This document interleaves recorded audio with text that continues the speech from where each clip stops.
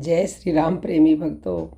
देखिए, हर कोई राम को चाहता है। अब आप कहेंगे कि नहीं, हम तो राम को नहीं चाहते हैं।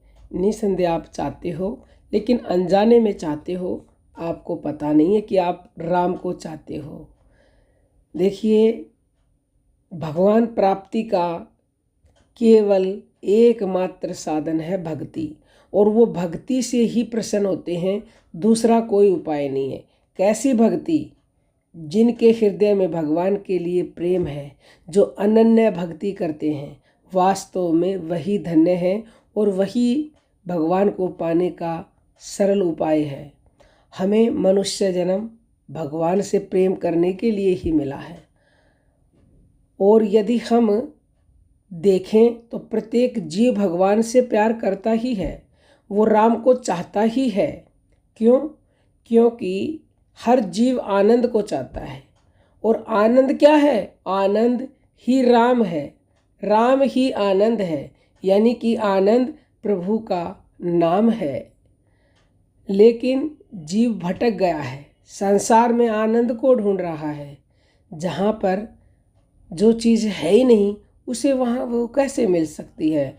क्योंकि संसार को तो हमारे संतों ने दुखालय कहा है। दुखालय में जाओगे तो दुख मिलेगा, अब सुखालय में जाओगे तो सुख मिलेगा। तो आनंद को प्राप्त कर लोगे यदि आप आनंद को चाहोगे, तो राम मिल जाएंगे आपको। राम मिल गए तो आनंद मिल गया। और सबसे बड़ी गलती हम यह करते हैं कि हम अपने को शरीर माने हुए हैं। हम शरीर नहीं हैं, हम आत्मा हैं, हम आनंद हैं, और हर पल हर समय बस आनंद ही आनंद हैं।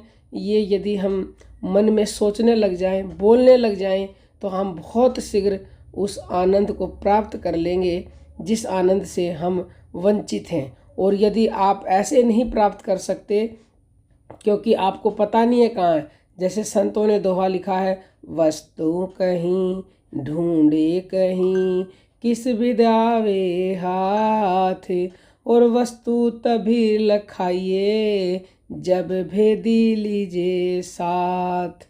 वस्तु तभी मिलती है जब ढूंढने वाला, जिसको पता हो, भेदी, वही आपको बता सकता है कि यहाँ वस्तु रखी, ले लीजिए।